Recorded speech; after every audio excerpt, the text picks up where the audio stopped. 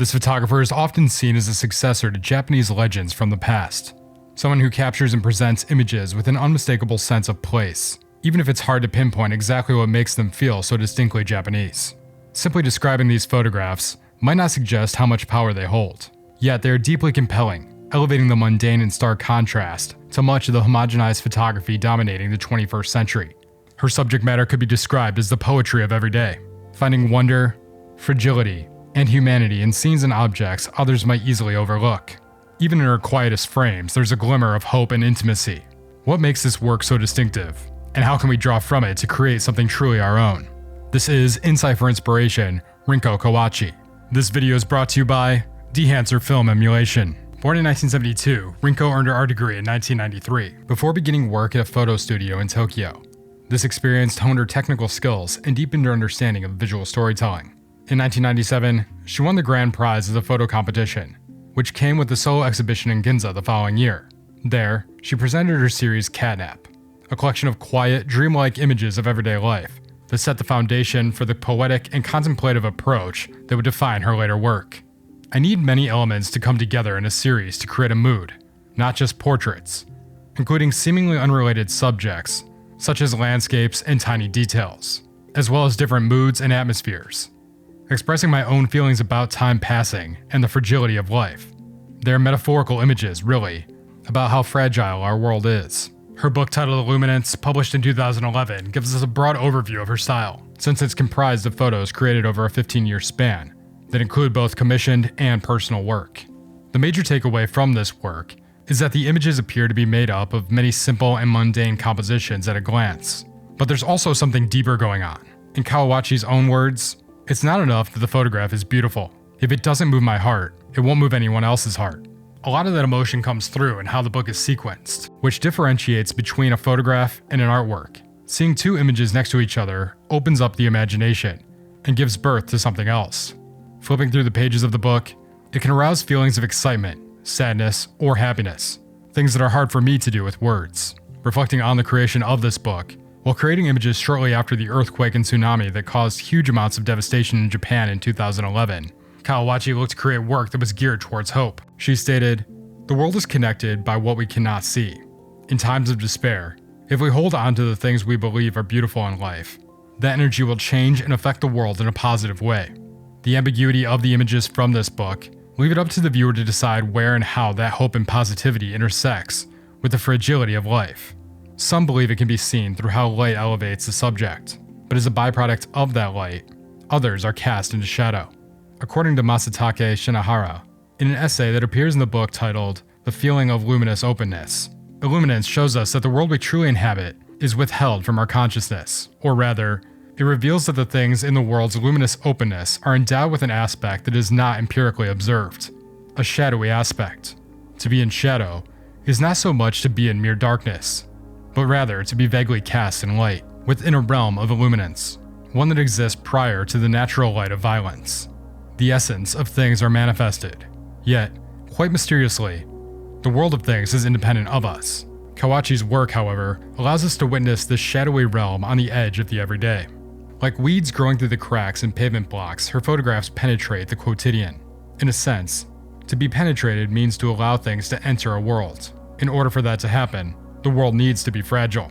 Yet, as Kawauchi reveals to us, fragility is already intrinsic to our world.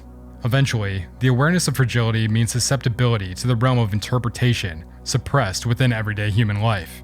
Just for clarity, I'm using still images to highlight other projects, but all of the B-roll that's being shown throughout the video comes from this book, even when other projects are being highlighted. This video is brought to you by Dehancer Film Emulation, a plugin to help photographers and videographers achieve the look of film through digital means within the following software.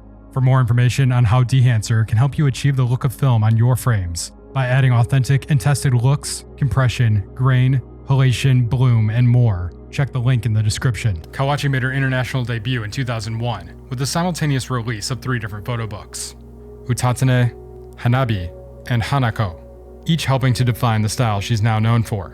Utatane focuses on everyday subjects, fried eggs, attire, clouds, and other seemingly ordinary moments, but all photographed with the dreamlike quality that fits the title, which refers to a short, unplanned nap, and in some cases has been translated to catnap. Aperture magazine described it well. The narrative of sorts that runs through Utatane explores the way that everyday objects and occurrences can possess an unpretentious visual charge. That visual charge comes from elements that would become the foundation of her visual style and carry on through much of her later work. The images were made with a square format Rolleiflex, a choice that shaped her compositions and has remained central to her practice in many instances. The soft, pastel tones she would continue to lean into appear here, as does her sequencing, placing images next to each other in ways that create new meaning. There's also a timeless quality. None of the photos contain markers that tie them to any specific time or place, allowing them to feel current no matter when they're being viewed. To launch the first book with such a distinct voice is rare, and it's why she's often mentioned in the same breath as many Japanese photography legends. At the same time, she published Hanabi and Hanako. Hanabi, which translates to fire flower, centers around fireworks. The book's description reads, "The wind of the summer night, children running along the banks, clouds bringing short-lived rain showers, the sweet and sour aroma of apples drifting from the street stalls, the beautiful and uneasy sadness. We are drawn in by a dance of light and colors, and in the blink of an eye, an elegant and sensory party draws to a close. One wonders, what was it that Kawauchi saw in the fireworks? And what is it that lies beyond them?" Hanako takes a different approach, following a woman named Hanako as she goes about her daily life in Kyoto, simply capturing Hanako with her lens as she commutes from her home to the park, gymnasium, and to the workshop. Kawauchi's volume shows us Hanako's family through a different set of eyes. This book is an early indication of the documentary process Kawauchi would dive into in some of her later work. A year after her debut, Kawauchi released Cui Cui, a book that spans 13 years of her family's life. Her career began with photographing her grandparents, so it's fitting that they appear here alongside other relatives during births, deaths, weddings, and everyday gatherings. The title comes from the sound of sparrows chirp, which Kawauchi has said reminds her of the overlooked details of daily life. But the project didn't start with plans for publication. Kawauchi photographed her grandfather often, partly because of their closeness, and partly because he was, as she put it, the person closest to death in the family. After his passing, and the birth of her niece, she felt compelled to make art that represented the cycle of family life. Someone dies, someone is born, and life continues. The photographs in Cui Cui reflect this shift with acquired tenderness, moving between simple domestic moments and important family milestones. The sequencing moves back and forth through time without clear markers, echoing how memory works, not as a straight timeline, but as a mix of impressions, feelings, and small visual cues. This invites viewers to reflect on their own kind of similar recollections, where a person's face or a familiar object can suddenly bring back a moment from years earlier. Combined with her soft colors and calm, uncluttered compositions, the book's structure makes her personal story feel universal, a meditation on family, change, and the passage of time. The title of this book comes from the Turkish word that means big family. This book was Kawauchi's first larger printing that stepped away from the much smaller zine-like publications of her previous work. Here, the 100 images that span 178 pages, released in 2005, put on display a chick, horse, dog, turtle, and human beings. Some creatures are to die soon after the birth. Some creatures are only born to be eaten by others to sustain their lives. All the living creatures are accepting their fate in the life, no matter what it is. The mysterious and precious moments of the birth of various creatures. The blessings of being living. The babbles, vividness, beauty, joy, and the ephemeral existence of the lives in nature. This book continues with what had already become staples of Kawauchi's work, through images that might seem jarring or disjointed to some viewers, in the way that they are brought together in a single book. However, this brings to light no great significance played towards one image over another, simply allowing viewers to fall into this work and become encapsulated in the poetic nature of what she has produced. Next came the publication of another book titled The Eyes, the Ears. What stands out about this work is the inclusion of contact sheets showing the amount of images Kawauchi makes as part of her creative process, and unique fragmented panoramas that weren't part of anything she had previously produced. Published in 2005, The Eyes, the Ears is a smaller project that focuses on sensory perception, how we experience the world through sight and sound, and how those senses can overlap or influence one another. The images are often close-up and intimate, highlighting small details, water droplets, the curve of an ear, the play of light across the hand. The title suggests a heightened awareness, a kind of mindfulness that Kawauchi invites in her viewer. Her sequencing here works almost like a call and response between images, where one photograph speaks to the next, creating a rhythm akin to listening as much as looking. What I wanted to see might be the immersive power of Brazil, a country able to absorb everything like a so-called devil's throat, which swallows Iguazu Falls' main flume in a deafening roar. In 1908, Japanese people began to immigrate to Brazil to work on coffee plantations. This marked the beginning of a significant wave of migration. Now, over 100 years later, this is the largest Japanese community outside of Japan. This is a body of work that points the camera at Brazil's Japanese community. Kawauchi was invited by the Brazilian Modern Art Museum to the country on 3 separate occasions, each time expanding on this work. These photos were captured in cities all over Brazil. Kawauchi's website sums up the book stating, "The different races and cultures, the disparity in wealth, festivals, and everyday life, and the country, where all things are mingled. The rhythm of life are welling up from the chaos." Murmuration is another stab at creating work outside of Japan, and shows the continued evolution of Kawauchi's work through slight changes. Here, a wider and more traditional aspect ratio is used in photos that were created in Brighton. She was invited to make new work about Brighton, and was immediately drawn to the spectacle of flocking starlings at Brighton Pier. Birds gather in the tens of thousands during the winter months at dusk. They then wheel around to create a mesmerizing cloud called a murmuration. Kawauchi is fascinated by the ephemeral nature of the phenomenon, and continuing with the theme of the flock, she has also trailed groups of people through the city. This work was created for a 2010 photo exhibition that took place in Brighton called New Documents, that was curated by Martin Parr. This work focuses on the volcanic landscape of Japan's Mount Aso, combined with Shinto rituals and spirituality that are carried out at that location. This book shows a true evolution of style in the dramatic events that are captured, in contrast with the usual everyday subjects she created photos around in the past. According to an article written by Sean O'Hagan in The Guardian, she photographed the mountain during the traditional yakahara, or controlled burning of the land, which leads in time to a refertilizing of the soil. Kawauchi pointed her camera at the heavens, framing the constellations, and at the vast landscapes on which tiny figures toiled. Throughout, images of Buddhist ceremonies and rituals suggested an earthly cycle connected to the mysteries of time, and transience through deep spiritual devotion. Halo is an expansion of that previous project, with a focus on Earth and Heaven. It connects its themes through 3 locations: Izumo in the southern part of Japan, the Hebei province in China, and Brighton in the southeast coast of England. In Izumo, sacred flames welcome gods.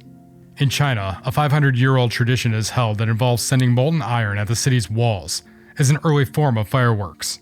And in Brighton, she chose to include the winter migration of birds into the project, linking of the earthly and the celestial, the physical and the spiritual. Each series of images is grounded in a place, but also in the lunar calendar and in the Earth's seasonal rhythms.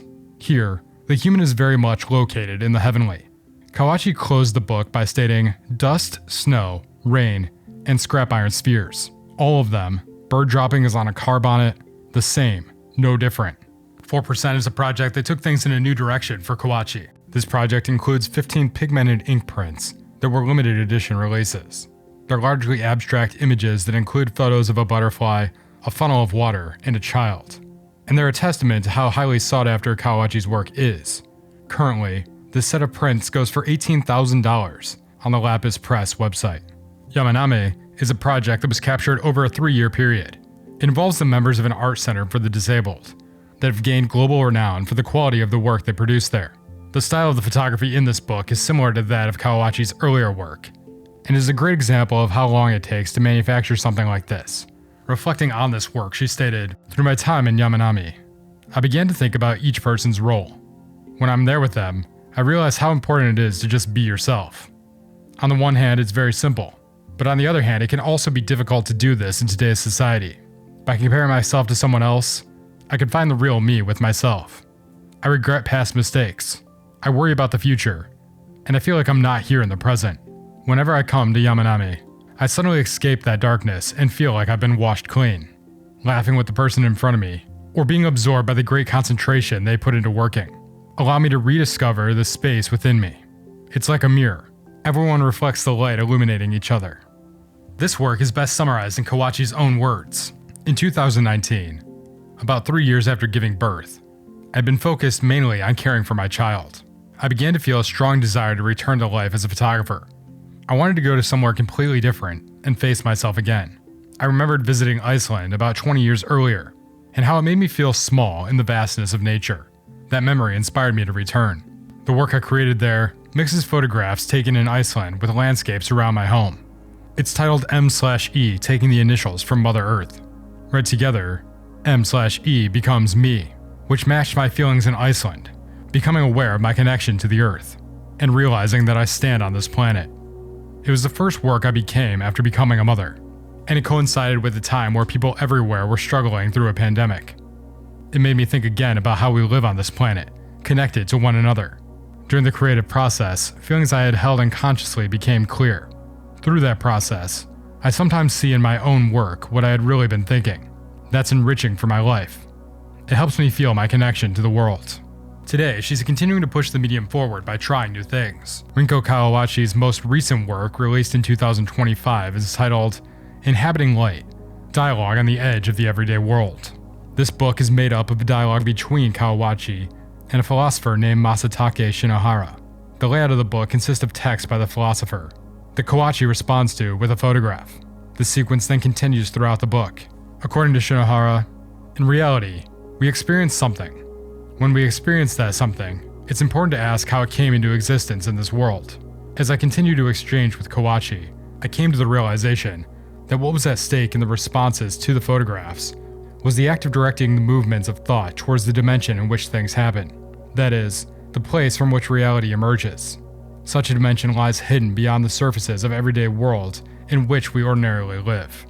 As I continue to discover photographers that are new to me, it's exciting to see work outside of social media that pushes that narrative photography forward, shows us how different things can be done with it, and see how others are continuing to evolve in their craft with each new project.